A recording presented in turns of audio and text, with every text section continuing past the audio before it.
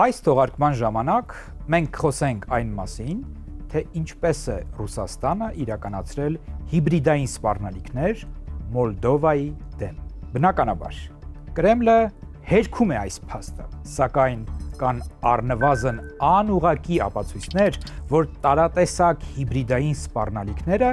հենց Կրեմլից են։ Հիբրիդային հարձակումները նպատակ են ունեցել նպաստել Մոլդովայում պրոռուսական ուժերի հաղթանակին, առաջ են քաշել ռուսական օրակարգեր, պարունակել են կրեմլյան նարատիվներին համահունչ հակաարևմտյան պատումներ, ֆինանսավորվել են ռուսական շրջանակների կողմից։ Հիշեցնեմ,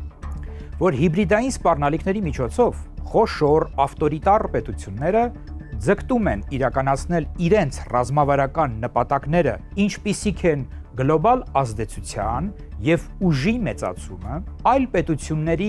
ներքին գործընթացներին միջամտելու և դրանց վրա ազդեցություն գործադրելու միջոցով։ Հիբրիդային սպառնալիքները նախագծվում և իրականացվում են այնպես, որ դրանց հայտնաբերումը և դրանցից պաշտպանվելը բարդ լինի։ Այսինքն այնպես է արվում, որ շատ դժվար լինի հիբրիդային սպառնալիքներ իրականացնելու համար մեղադրանքներ ներկայացնել այդ սպառնալիքները իրականացնող պետությանը։ Վերջինս դա իրականացնում է թաքնված ձևով և հաճախ շատ բարդ սխեմաների միջոցով։ Մոլդովայի ուղղությամբ իրականացված հիբրիդային հարձակումների վերլուծությունը լավագույնս ցույց է տալիս այդ ամբողջ սխեման։ Մոլդովայի նկատմամբ հիբրիդային սպառնալիքները կամ հարձակումները հատկապես ինտենսիվ են եղել 2024-ի սահմանադրական հանրաքվեի և 2025-ի խորհրդարանական ընտրություններից առաջ։ Կարևոր է ընդգծել հենց սկզբից. այս պատմությունը, այս քեյսը կարծիք կամ վարկած չէ, այն հիմնված է միջազգային և տեղական հետաքննող լրագրողների փաստերի վրա,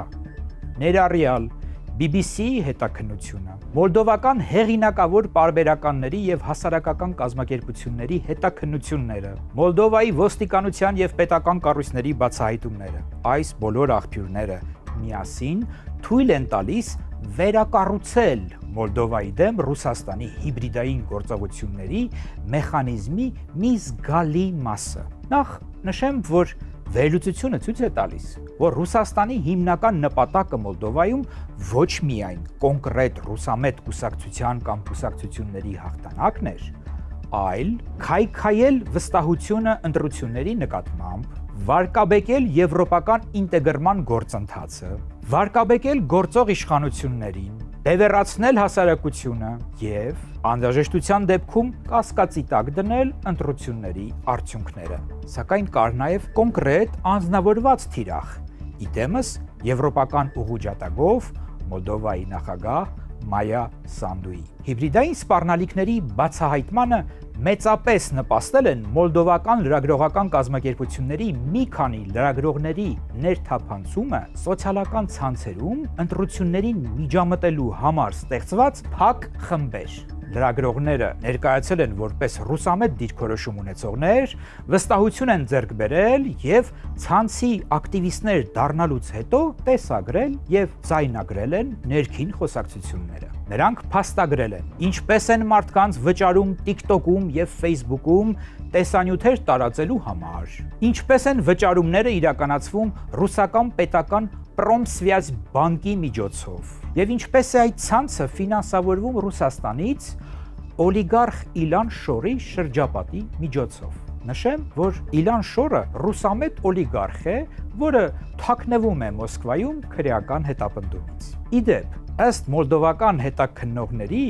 հիբրիդային միջամտությունները մեծամասամբ իրականացվել են Եվրասիա կոչվող կազմակերպության միջոցով, որի խորհրդի անդամը Եվրասիա-Հայաստան ուղղության ղեկավարը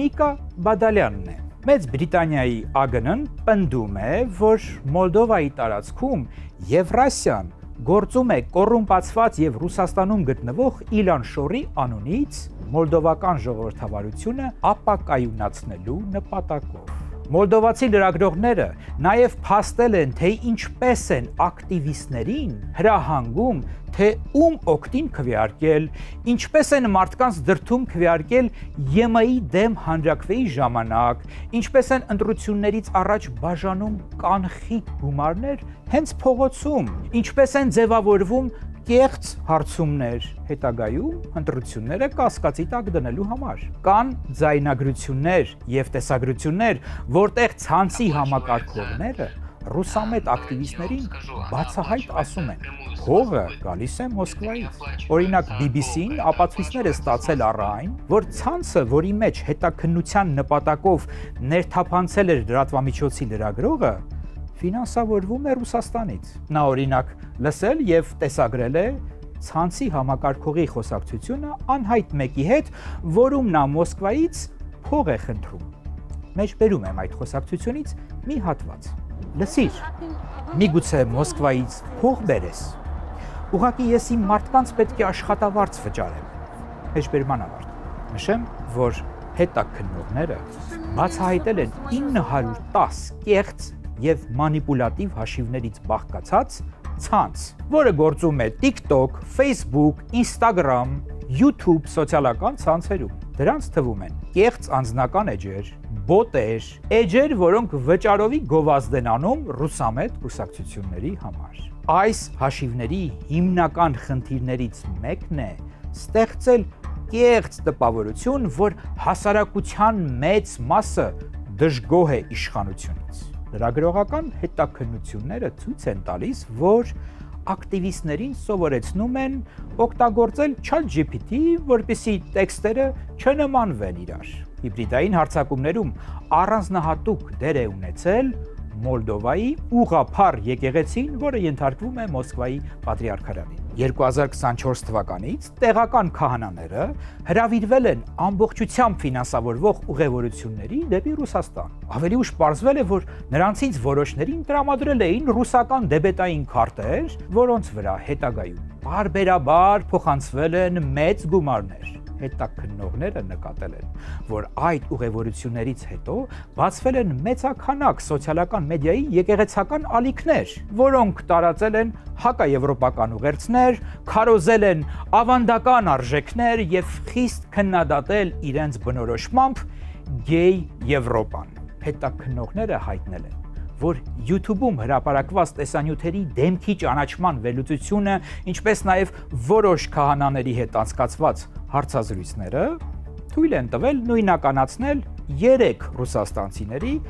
որոնք կապված են Վլադիմիր Պուտինի իշխող կուսակցության հետ։ Նրանք տեղի ունեցած ուխտագնացություններից 4-ի ընթացքում հանդես էին եկել որպես մոլդովացի քահանաների հյուրընկալներ։ Նշեմ նաև, որ մոլդովական եկեղեցու որոշ հոգևորականներ առաջ են քաշել նաև եկեղեցին հալածվում է իշխանությունների կողմից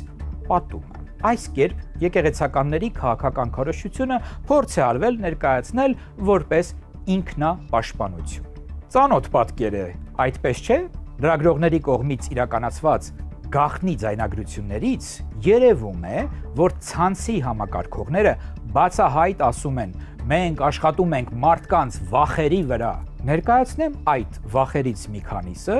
որոնք ակտիվորեն օգտագործել են հիբրիդային հարձակումներ իրականացնողները։ Հնարավոր պատերազմ Ռուսաստանի հետ, ինքնիշխանության կորուստ, սեփականության կորուստ, երեխաների սեռականացում, Մոլդովայի վերածումը երկրորդ Ուկրաինայի։ Մոլդովայի кейսը շատ հարուստ նյութ է տալիս հիբրիդային սպառնալիքների մասին։